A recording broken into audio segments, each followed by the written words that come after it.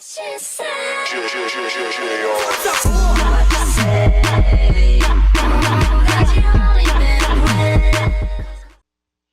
galera do YouTube, beleza? Aqui quem fala é Kauã.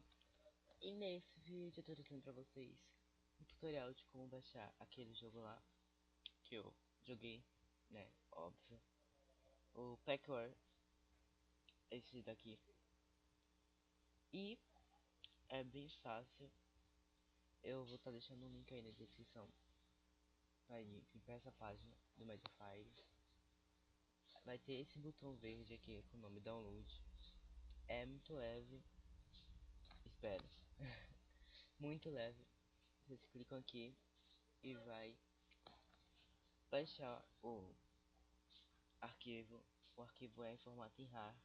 Se vocês não tiverem, vai ter um link para download aí na descrição do vídeo para vocês baixarem.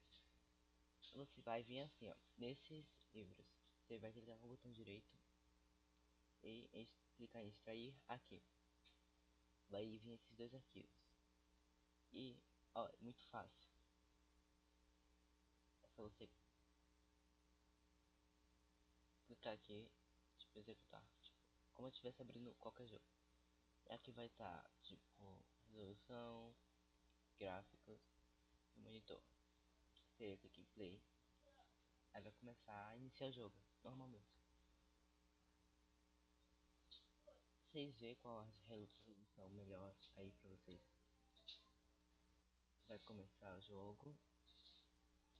E daí, pra vocês esperarem, aperta em cancelar e começa a jogar. Clica em start, aí vai iniciar o jogo. E é só isso, bem simples, nada difícil. Qualquer um pode fazer. Se vocês gostarem desse vídeo, dá like, inscreva-se no canal.